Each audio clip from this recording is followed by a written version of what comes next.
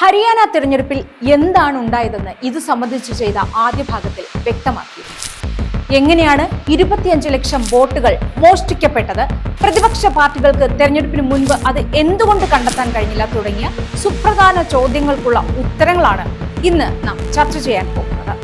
ആദ്യമായി duplicate വോട്ടുകളിലൂടെയുള്ള vote മോഷണത്തെക്കുറിച്ചാണ്.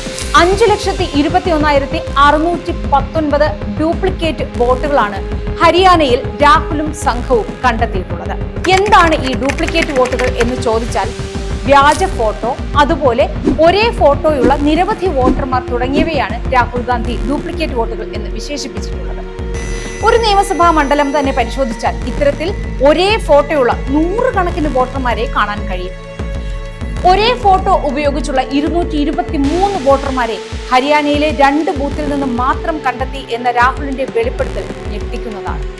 ഒരേ photo ഉപയോഗിച്ചുകൊണ്ട് 223 വോട്ടുകൾ ചേർക്കാൻ പറ്റുന്ന തരത്തിലേക്ക് നമ്മുടെ തെരഞ്ഞെടുപ്പ് സംവിധാനങ്ങൾ ദുർബലമായി എന്നത് പേടിപ്പിക്കുന്ന വസ്തുത തന്നെയാണ്.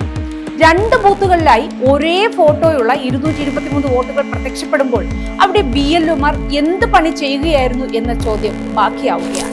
ഇതുപോലെ തന്നെ വ്യക്തമല്ലാത്ത ഫോട്ടോകളും ഫേക്ക് ഫോട്ടോകളുമുള്ള 1,24,177 വോട്ടുകളും ഹരിയാനയിൽ. കേവലം ഒരു AI ടൂളിന് മിനിറ്റുകൾ കൊണ്ട് ചെയ്യാൻ പറ്റുന്ന പണി പോലും BLOമാർ ചെയ്തിട്ടില്ല എന്ന് ഇതിൽ നിന്ന് തന്നെ നമുക്ക് മനസ്സിലാക്കാൻ സാധിക്കും. ഇതുകൊണ്ടും കഴിയുന്നില്ല. ഒരേ നിയമസഭാ മണ്ഡലത്തിൽ തന്നെ ഒന്നിലധികം വോട്ടുകളുള്ള നിരവധി വോട്ടർമാരെ നമുക്ക് ഹരിയാനയിലെ വോട്ടർ പട്ടികയിൽ കാണാൻ കഴിയും. ബാദ്ഷാപൂർ മണ്ഡലത്തിൽ ശശാങ്ക് ഗിരി എന്നയാൾക്ക് 14 വോട്ടും രുദ്രാഭിഷേക് ജെയിൻ, നമൻ ജൈന എന്നിവർക്ക് ഇതേ മണ്ഡലത്തിൽ തന്നെ 18 വോട്ടുകളും ഉണ്ട് എന്ന് ഉദാഹരണമായി ചൂണ്ടിക്കാട്ടുന്ന രാഹുൽ ഗാന്ധി ഡ്യൂപ്ലിക്കേറ്റ് വോട്ടുകൾ നീക്കം ചെയ്യാനുള്ള സോഫ്റ്റ്വെയർ തെരഞ്ഞെടുപ്പ് കമ്മീഷന്റെ പക്കൽ ഉണ്ടായിട്ടും എന്തുകൊണ്ട് അത് ഉപയോഗപ്പെടുത്തുന്നില്ല എന്ന് ചോദിക്കുന്നു. പതിവ് പോലെ തന്നെ തെരഞ്ഞെടുപ്പ് കമ്മീഷന് മറുപടിയില്ല. UPയിലും ഹരിയാനയിലും ഒന്നിലേറെ വോട്ടുകളുള്ള ആയിരക്കണക്കിന് വോട്ടർമാർ ഉണ്ട് എന്നും അതിൽ BJP നേതാക്കൾ വരെ ഉൾപ്പെടുന്നു എന്നും രാഹുൽ തെളിവ് സഹിതം വ്യക്തമാക്കി.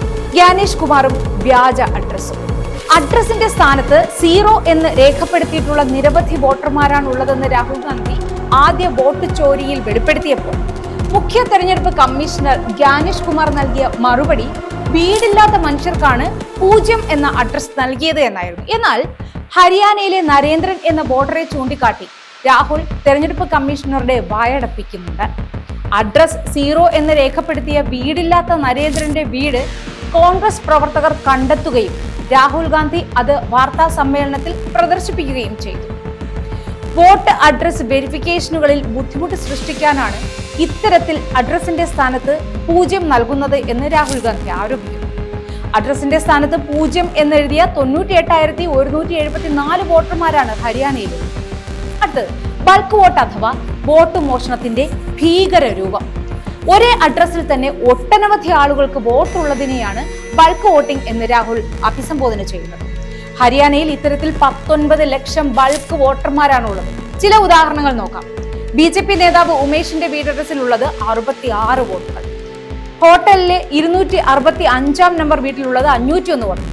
റായിലെ ഒരു വീട്ടിൽ 108 വോട്ടർമാർ. അതായത് നമ്മുടെ നാട്ടിലെ പല സ്കൂളുകളിലെയും വിദ്യാർത്ഥികളുടെ എണ്ണത്തിലും കൂടുതൽ വോട്ടുകൾ ഹരിയാനയിലെ പല വീടുകളിലുമുണ്ട്. 10-ൽ കൂടുതൽ വോട്ടുകൾ ഒരേ അഡ്രസ്സിൽ രജിസ്റ്റർ ചെയ്തിട്ടുണ്ട് എങ്കിൽ ഗ്രൗണ്ട് ലെവൽ വെരിഫിക്കേഷൻ നടത്തണം എന്ന നിയമം ഉണ്ടായിട്ടും തെരഞ്ഞെടുപ്പ് കമ്മീഷൻ ബോധപൂർവം വെരിഫിക്കേഷൻ നടത്തുന്നില്ല എന്ന് രാഹുൽ ഗാന്ധി ഈ കണക്കുകളെ ഉദ്ധരിച്ചുകൊണ്ട് ചൂണ്ടിക്കാട്ടുന്നുണ്ട്. അടുത്തതായി അപ്രത്യക്ഷമായ വോട്ടുകളെ കുറിച്ചാണ്. നിയമസഭാ തെരഞ്ഞെടുപ്പിന് മുൻപായി 3.5 ലക്ഷം വോട്ടുകളാണ് ഹരിയാന നിയമസഭാ വോട്ടർ പട്ടികയിൽ നിന്ന് ഡിലീറ്റ് ചെയ്യപ്പെട്ടത്. ലോക്സഭാ തെരഞ്ഞെടുപ്പിൽ വോട്ട് ചെയ്തു, എന്നാൽ നിയമസഭാ തെരഞ്ഞെടുപ്പ് എത്തിയപ്പോൾ വോട്ടുകൾ ഡിലീറ്റ് ചെയ്യപ്പെട്ടു എന്നും കുടുംബത്തിലെ 4 വോട്ടുകൾ ഇതുപോലെ ഒഴിവാക്കപ്പെട്ടു എന്നുമെല്ലാം പരാതിപ്പെടുന്ന ഹരിയാനയിലെ വോട്ടർമാരെ തന്റെ വാർത്താ സമ്മേളനത്തിലൂടെ രാഹുൽ രാജ്യത്തിന്റെ ശ്രദ്ധയിലേക്ക് കൊണ്ടുവരുന്നില്ല.